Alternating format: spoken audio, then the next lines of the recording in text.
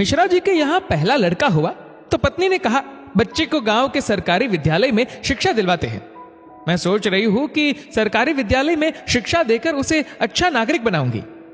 मिश्रा जी ने पत्नी से कहा, अच्छा नागरिक बनाकर इसे भूखा मारना है क्या? मैं इसे बड़ा अफसर बनाऊंगा ताकि जिंदगी में कामयाब बने। मिश्रा जी सरकारी बैंक में मैनेजर के पद पर थे। पत्नी धार्मिक थी और इच्छा थी कि बेटा संस्कारी बने, लेकिन मिश्रा जी नहीं माने। दूसरा लड़का हुआ, पत्नी ने जिद की, मिश्रा जी इस बार भी ना माने। तीसरा लड़का हुआ, पत्नी ने फिर जिद की, लेकिन मिश्रा जी एक ही रट लगाते रहे, कहां से खाएगा, कैसे गुजारा करेगा, और इस बार भी नहीं माने। चौथा लड़का हुआ। इस बार पत्नी की जिद के आगे मिश्रा जी हार गए। अंततः उन्होंने उसे सरकारी विद्यालय में शिक्षा दीक्षा दिलवाने के लिए भेज ही दिया। अब धीरे धीरे समय का चक्र घूमा। अब वो दिन आ गया जब बच्चे अपने पैरों पे मजबूती से खड़े हो गए। पहले तीनों लड़कों ने मेहनत करके सरकारी नौकरियां हासिल कर ली। पहला डॉक्टर, दूसरा बैंक मैनेजर, तीसरा एक गवर्नमेंट कंपनी में ऑफिसर के पद पर जॉब करने लगा। एक दिन की बात है, मिश्रा जी पत्नी से बोले, अरे भाग्यवान, देखा मेरे तीनों होनहार बेटे सरकारी पदों पे लग गए ना, अच्छी कमाई भी कर रहे हैं। तीनों की जिंदगी तो अब सेट हो गई, कोई चिंता नहीं रहेगी अब इन तीनों की। लेकिन अफसोस, मेरा सबसे छोटा बेटा संस्कारी बनकर पास ही के विद्यालय में नौकरी कर गांव में ही खेती को संभाल रहा है। जितना वह 6 महीने में कमाएगा उतना मेरा एक अफसर बेटा 1 महीने में कमा लेगा। अरे भाग्यवान, तुमने अपनी मर्जी करवाकर बड़ी गलती की। तुम्हें भी आज इस पर पश्चाताप होता होगा, मुझे मालूम है, लेकिन तुम बोलती नहीं हो। पत्नी ने कहा, हम में से कोई एक गलत है और इस बात का दूध पानी का पानी हो जाना चाहिए। चलो अब हम परीक्षा ले लेते हैं चारों की, कौन गलत है कौन सही पता चल जाएगा।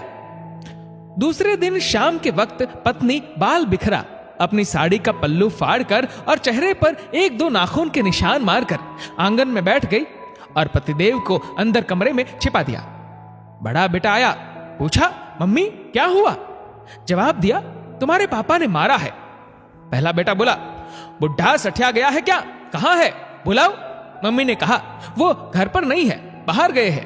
पहला बेटा बोला, आए तो मुझे बुला लेना, मैं कमरे में हूं, मेरा खाना निकाल दो, मुझे भूख लगी है। ये कहकर कमरे में चला गया। दूसरा बेटा आया, पूछा तो मम्मी ने वही जवाब दिया। दूसरा बेटा बोला, क्या पगला गए हैं इस बुढ़ापे में? उनसे कहना चुपचाप अपनी बची कुची जिंदगी गुजार ले। आए तो मुझे बुला लेना, और मैं खाना खाकर आया हूं, सोना है मुझे। अगर आए तो मुझे अभी मत जगाना, सुबह खबर लेता हूं उनकी। ये कहकर वो भी अपने कमरे में चला गया। तीसरा बेटा आया, वजह पता चलते ही वो तो आग बबूला हो गया। इस बुढ़ापे में अपनी औलादों के हाथ से जूते खाने वाले काम कर रहे हैं। इस बेटे ने तो मर्यादा की सारी हदें पार कर दी। इतना कह वो अपने कमरे में चला गया। मिश्रा जी अंदर बैठे बैठे सारी बातें सुन रहे थे। ऐसा लग रहा था कि जैसे उनके पैरों के नीचे से जमीन खिसक गई हो और उनके आंसू नहीं रुक रहे थे। किस तरह इन बच्चों के लिए दिन रात मेहनत करके इन्हें पाला पोसा, बड़ा आदमी बनाया, जिनकी तमाम गलतियों को मैंने नजरअंदाज करके आगे बढ़ाया, और ये ऐसा बर्ताव अब तो बर्दाश्त ही नहीं हो रहा। इतने में चौथा बेटा घर में ओम ओम ओम करते हुए अंदर आया। मां को इस हाल में देखा तो भागते हुए आया। पूछा तो मां ने अब गंदे गंदे शब्दों में अपने पति को बुरा भला कहा। तो चौथे बेटे ने मां का हाथ पकड़कर समझाया कि मां, आप पिताश्री की अर्धांगिनी हो, वो आपके बिना अधूरे है। अगर पिताजी ने आपको कुछ कह दिया तो क्या हुआ? मैंने पिताजी को आज तक आपसे बदतमीजी से बात करते हुए नहीं देखा। वो आपसे हमेशा प्रेम से बातें करते हैं। जिन्होंने इतनी सारी खुशियां दी, आज नाराजगी से पेश आए तो क्या हुआ? हो सकता है आज उनको किसी बात को लेकर चिंता रही हो ना हो मां, आपसे कहीं गलती जरूर हुई होगी।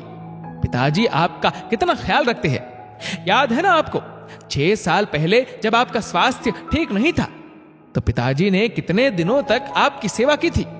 वही भोजन बनाते थे, घर का सारा काम करते थे, कपड़े धोते थे।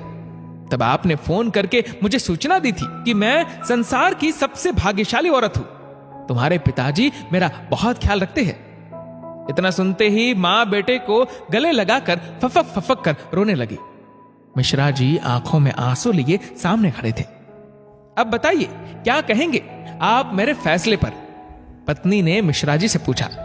मिश्रा जी ने तुरंत अपने बेटे को गले लगा लिया। मिश्रा जी की धर्म पत्नी ने कहा, यह शिक्षा इंग्लिश मीडियम स्कूलों में नहीं दी जाती।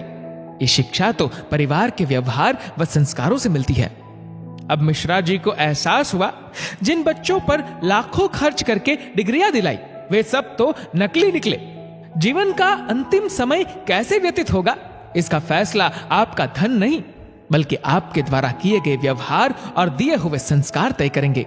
दोस्तों, इस वीडियो को लेकर आपकी क्या राय है नीचे कमेंट करके जरूर बताएगा।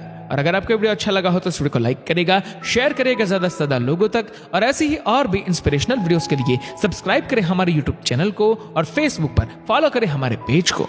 धन्यवाद।